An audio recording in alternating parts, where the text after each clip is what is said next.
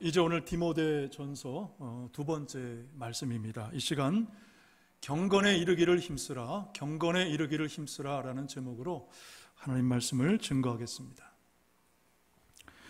지난 제1차 세계대전 때 기록을 보면은 당시 독일은 이 독가스 공장을 만들어서 전쟁에 이용했다고 알려져 있습니다. 독일의 당초 계획은 이랬습니다. 독가스를 만들어서 전쟁에 이용한 후에 전쟁이 끝나면 이 독가스 공장을 폐쇄하고 그리고 파기하기로 했던 것입니다. 그런데 전쟁이 끝나면서 이 독가스 공장을 파괴하겠다라는 계획은 이제 예상치 못한 문제들을 만나게 됩니다. 그러니까 최초의 계획은 이 공장을 불로 전소시키겠다. 그런 것이었지만은 인근 주민들의 반대 그리고 동식물의 어떤 막대한 피해가 예상이 되어서 추진하지를 못했습니다. 그리고 두 번째 이 독가스 공장을 이제 아예 땅에 묻어버리겠다 라고 했지만은 이건 역시 토양과 그리고 지하수 오염 등 생태계에 악영향을 미칠 것이다. 그런 반대 때문에 결국 이 두 번째 방안도 실현되지를 못했습니다.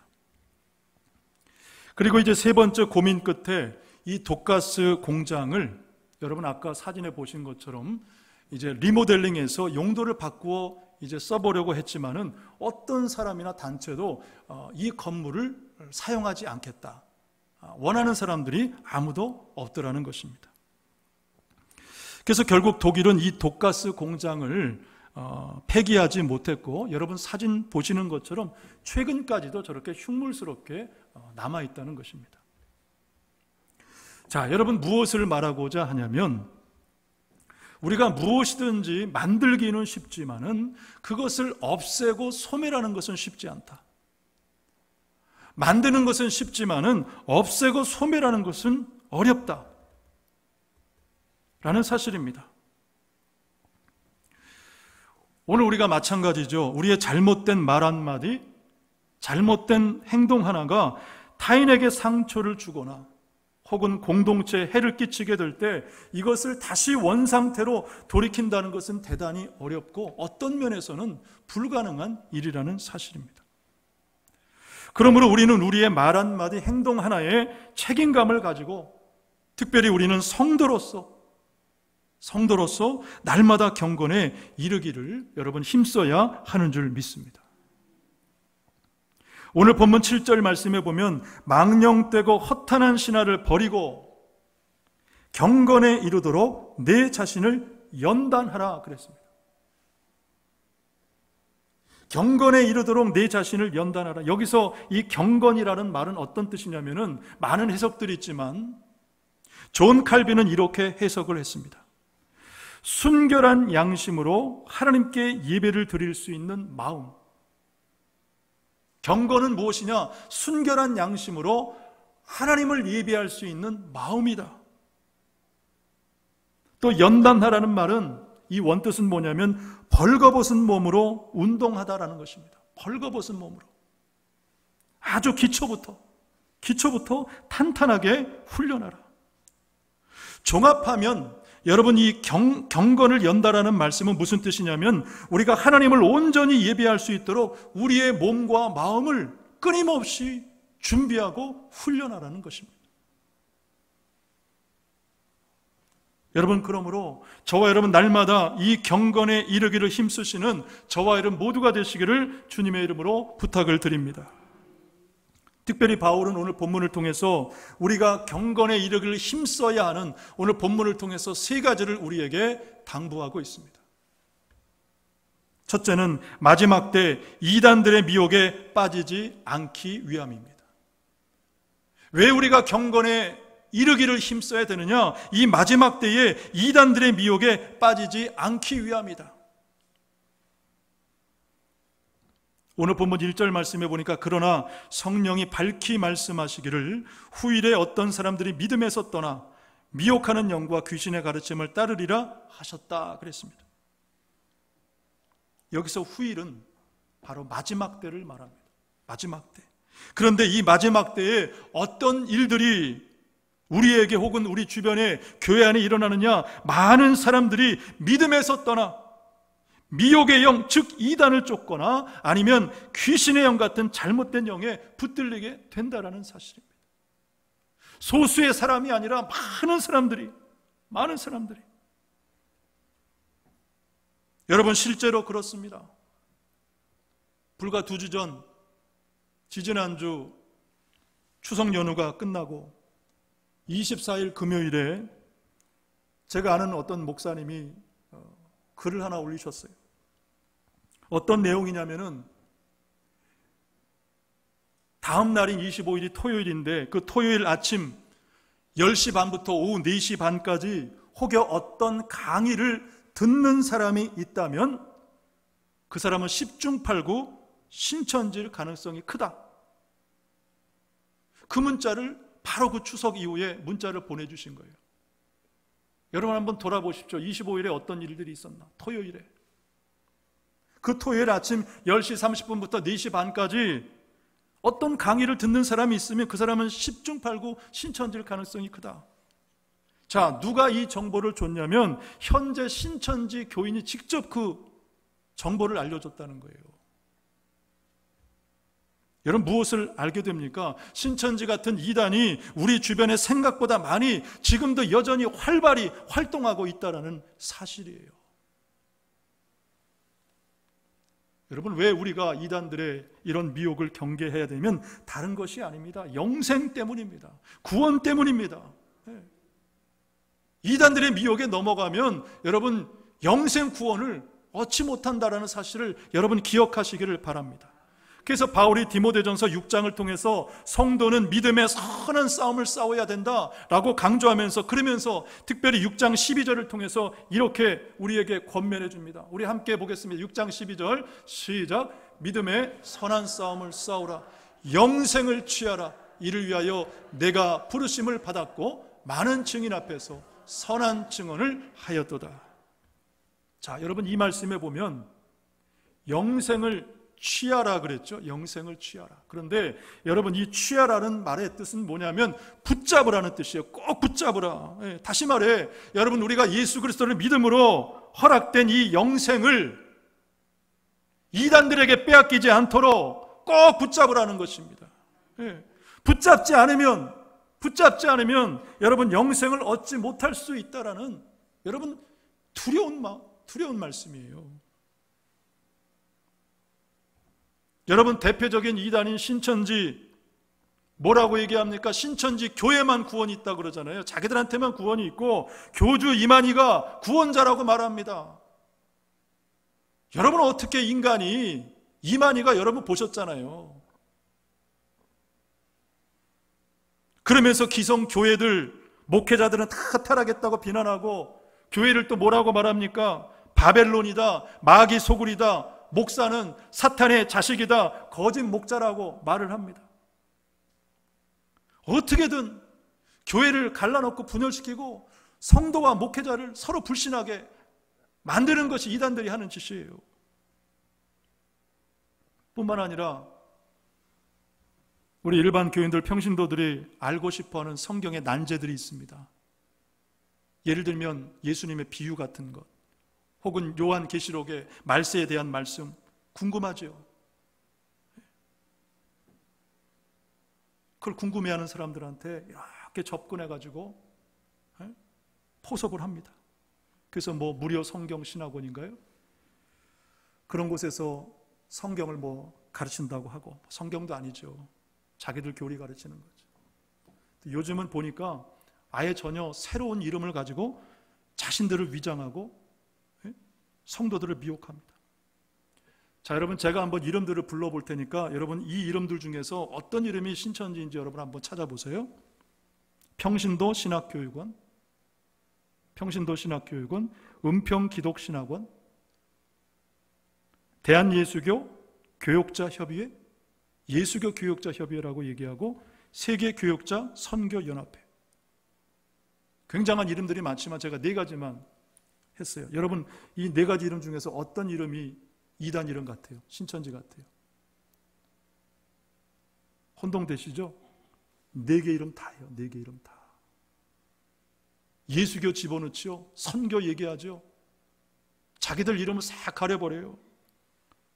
여러분 정신 바짝 차려야지면 여러분 이 마지막 때 다 속아 넘어갑니다. 많은 사람들이 믿음에서 떠났다고 그랬어요. 그래서 이단을 연구하는 그 목사님들이 공통적으로 하시는 주장이 있어요. 뭐라고 그러시냐면은 성경을 외부에서 배울 때는 반드시 교회 담임 목사님과 상의하라.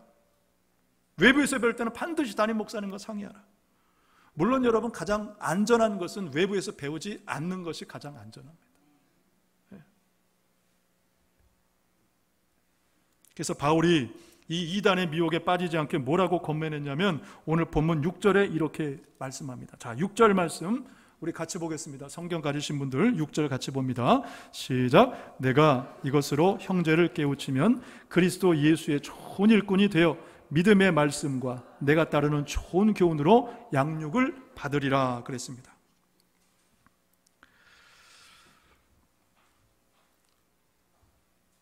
자, 여기 보면 믿음의 말씀이라는 말이 나오고 좋은 교훈이라는 말이 나오는데 이 두 말은 의미상 크게 다르지는 않습니다.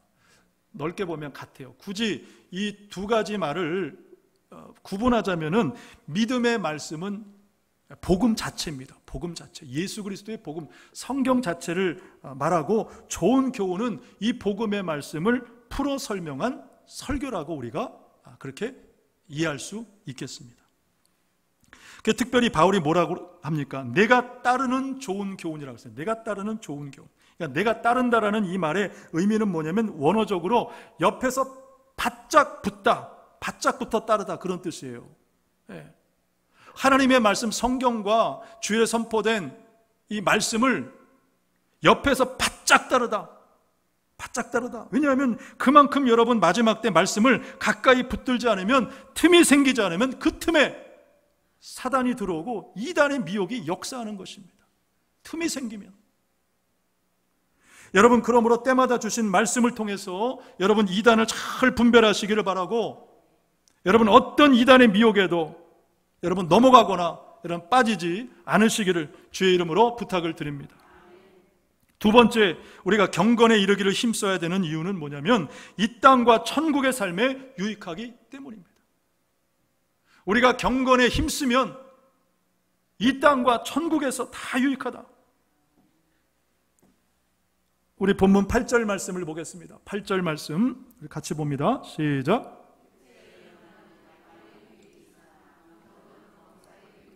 금생과 내세에.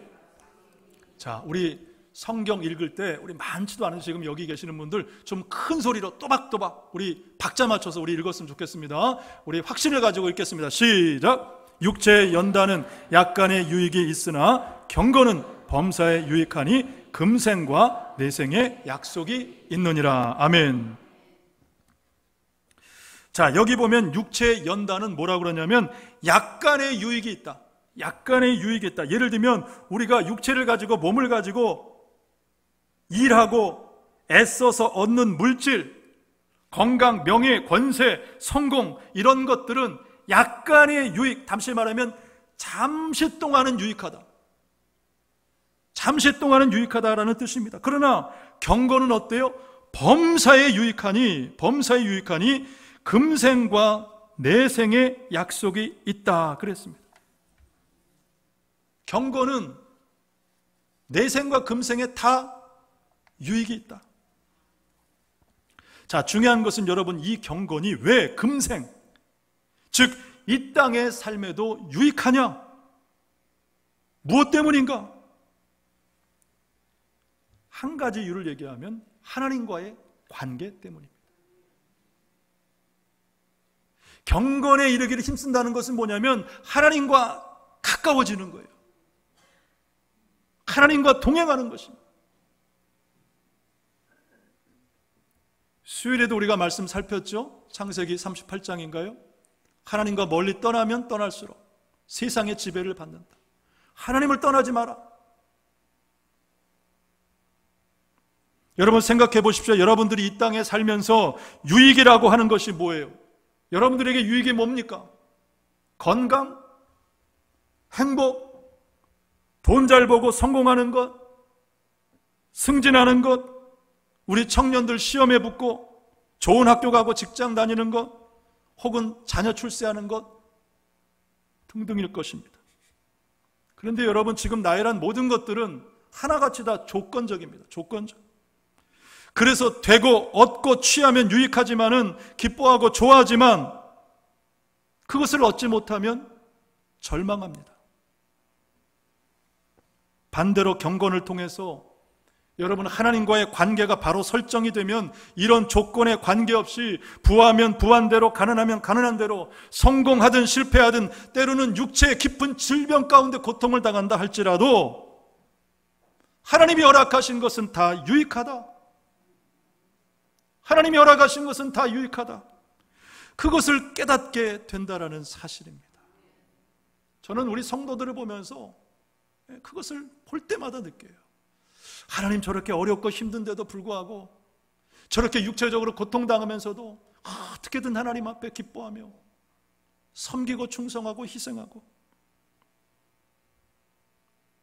그래서 바울이 디모데전서 6장 6절 이하를 통해서 이렇게 권면했습니다. 그래서 긴 말씀이지만 중요한 말씀이기 때문에 우리 디모데전서 6장 6절에서 10절까지 말씀을 우리 같이 한번 보겠습니다. 우리 또박또박 같이 맞춰서 읽겠습니다. 시작.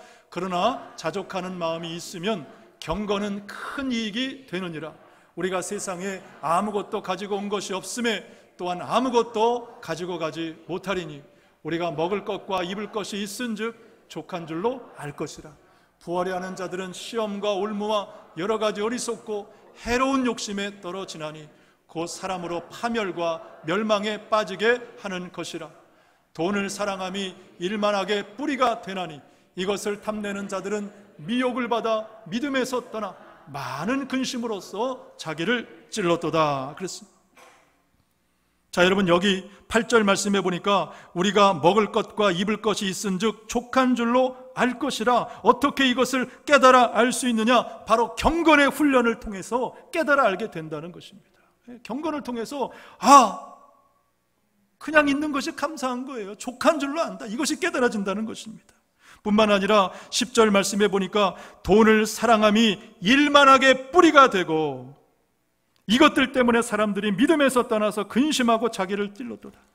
돈 때문에 오히려 고통당하는 삶을 살게 된다. 그 돈이 자기를 찔렀도다. 돈이 자기를 찔렀도다. 여러분, 얼마나 불행한 삶이에요. 여러분, 그러므로 더욱 경건에 힘쓰셔서 하나님과 더불어 이 땅에서도 여러분 범사에 자족하고 감사 넘치는 유익한 삶, 기쁨이 충만한 여러분 삶을 사시기를 주의 이름으로 축복합니다. 우리 옆 사람에게 우리 권면하고 축복하면 좋겠습니다. 우리 경건에 힘씁시다. 천국에 임할 줄로 믿습니다. 여러분, 혹시 알바트로스라는 그 새를 아시는지 모르겠습니다. 사진 한번 보여주실까요? 자, 이 새가 알바트로스라는 새입니다. 여러분 많이 들어보셨을 거예요. 이 알바트로스가 현존하는 새 가운데 가장 큰 새.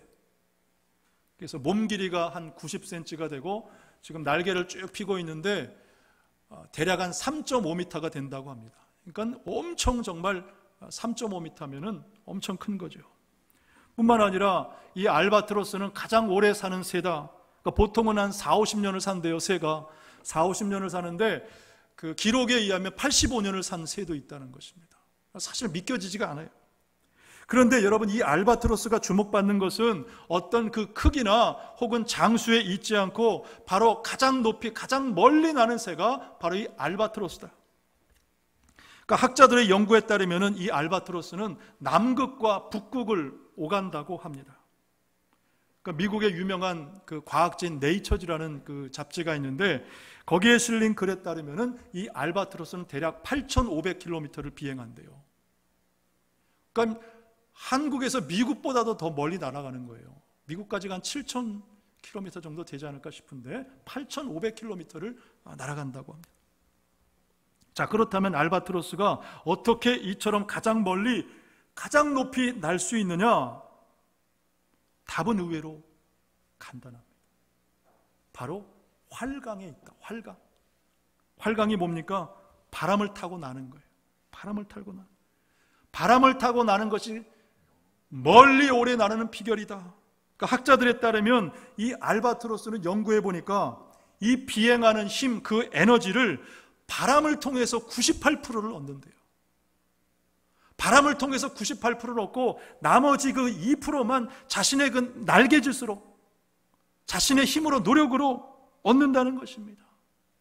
여러분, 무엇을 알게 됩니까? 오늘 우리가 그래요. 우리가 세상을 살아도 아무리 살아보려고 여러분 쉴 새 없이 날개짓하고 발버둥 쳐봐도 역부족이에요.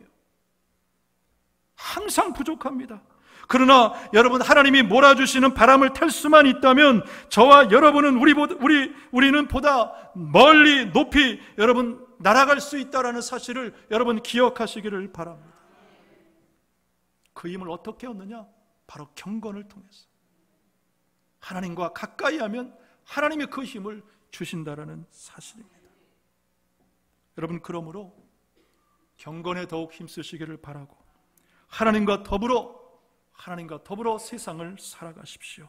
반드시 저와 여러분에게 더 유익한 삶이 될 줄 믿습니다. 끝으로 세 번째, 우리가 경건에 힘써야 하는 궁극적이고 최종적인 목표가 있습니다. 그것은 바로 영생 구원 때문입니다. 왜 우리가 경건에 힘써야 되느냐? 다른 것이 아닙니다. 결국은 우리가 구원받고 영생에 들어가기 위함이다. 여러분, 우리에게 구원이 없고 영생이 없다라면 우리의 믿음도 사명도 충성도 희생도 다 의미 없고 헛된 것입니다. 지금까지 여러분들이 예배 드리고 충성하고 헌신한 것, 남들이 누리지 못한 것, 참 여러분 그렇게 지금까지 살아오셨잖아요. 그래서 바울이 디모데와 모든 교회들에게 이렇게 권면했습니다. 10절 말씀을 우리 같이 봅니다. 자, 10절 말씀 같이 봅니다. 시작. 이를 위하여 우리가 수고하고 힘쓰는 것은 우리 소망을 살아계신 하나님께 두미니 곧 모든 사람 특히 믿는 자들의 구주시라 그랬습니다. 믿는 자들의 구주시다. 무슨 뜻입니까? 여러분, 예수님은 구주시고 구원자시고 여러분 구원의 하나님이 되시는 줄로 믿습니다. 그러나 중요한 것은 믿는 자들의 구주시라 그랬어요. 믿는 자들의, 예수 그리스도를 믿어야만 구원을 얻는다는 그런 말씀이죠. 그래서 바울은 디모데에게 11절을 통해 이렇게 가르쳤습니다. 너는 이것들을 명하고 가르치라. 예수 그리스도가 구주가 되신 자, 믿는 자들의 구주가 되신다는 것을 명하고 가르치라. 이 명한다는 말은 군대 용어입니다. 군대 용어. 마치 예수님이 신적 권위를 가지고, 하나님의 그 권위를 가지고 사람들과 제자들에게 명하신 것과 같은 것입니다. 선포하는 거죠. 그런데 여러분, 젊은 목회자인 디모데의 현실은 어땠냐면 그 다음 12절 말씀해 보니까 누구든지 내 연소함을 업신여기지 못하게 하라 그랬어요. 무슨 뜻입니까? 여러분, 디모데가 젊고 그리고 목회 경력도 얼마 없다 보니까 사람들이 그 디모데에게 시비를 걸고 대결하려고 하고 그 말을 무시하고 도전하고 그러더라는 것입니다. 그럼에도 불구하고 너는 흔들리지 말라. 너는 흔들리지 말라. 특별히 13절 이하에 보면 가르치는 것에 전념하라. 듣든지 안 듣든지 가르치라. 그리고 받은 것을 가볍게 여기지 말라. 또 전심전력하라 그랬고 계속하라. 바울은 디모데에게 끊임없이 격려하고 또 격려했습니다. 그러면서 이렇게 끊임없이 가르치고 전력하고 사람들이 듣든 안 듣든 계속하는 이유가 뭐냐? 결국은 16절 끝에 보니까 이렇게 결론 짓습니다. 내 자신과 내게 듣는 자를 구원하리라 그랬어요. 왜 가르치고 왜 권면하고 왜 끊임없이 전심전력해야 되느냐? 결국은 내 자신과 내게 듣는 자들을 구원하리라. 그것이 결론입니다. 여러분, 왜 우리가 경건에 힘써야 됩니까? 왜 들은 말씀을 또 듣고 같은 말씀을 평생 여러분 들어야 됩니까? 또 왜 목사는 이 땅의 삶이 전부가 아니라 끝이 아니라 천국이 있음을 말하고 그 천국을 준비하라고 말합니까? 바로 구원 때문에, 영생 때문입니다. 이것은 여러분 목회자인 저나 여러분 모두 다 동일합니다. 결국은 구원 얻기 위해서 저와 여러분이 있는 것이고 교회가 있는 것입니다. 그래서 목사는 다른 것이 아닙니다. 단 한 가지 이 사명을 위해 존재할 뿐입니다. 사실 그래요. 저도 새벽에 올라와서 기도하면 절망합니다. 내가 뭔데? 부족한 것밖에 없는데, 실수와 허물투성인데 뭘 하나 잘하는 게 없어요. 섬기는 것 부족하고, 성도들 위로하는 것 부족하고, 말씀 전하는 것 부족하고, 부족한 것밖에 없습니다. 제가 괜히 여러분들 앞에 겸손하려고 하는 게 아니라 이 자리에 앉으면 그거밖에 생각이 안 나요. 그럼에도 하나님께서 이곳에 보내셨고 복음을 전하고 가르치고 때로는 명령하듯이 강하게 여러분들에게 말씀을 합니다. 호소합니다. 왜냐하면 결국은 구원 때문입니다. 저도 구원 받아야 되고 여러분 모두도 구원받고 천국 가야 되지 않겠습니까? 그리고 그 천국을 이 땅에 살면서 우리가 준비하고 그리고 맛보고 그리고 누리는 것이죠. 여러분, 예수님은 제자들을 부르시면서 뭐라고 그러셨어요? 나를 따라오너라, 내가 너희를 사람을 낚는 어부가 되게 하리라 말씀하셨어요. 이제 예수 믿고 구원받았다면 더 이상 이 땅의 생업을 위해 살지 않고 사명 따라 살고 그리고 천국을 준비하는 삶을 살라는 것입니다. 여러분, 아무쪼록 이 주님의 말씀대로 당부대로 사시기를 바랍니다. 오늘 말씀을 마칩니다. 여러분, 아무쪼록 경건에 더욱 이르기를 힘쓰셔서 모든 이단의 미혹을 분별하시고 물리치시고 그리고 이 땅에서도 주님과 동행하는 복된 삶을 사십시오. 무엇보다 주님이 약속하신 그 구원에 영생에 다 이르는 저와 여러분 모두가 되시기를 주님의 이름으로 축복합니다.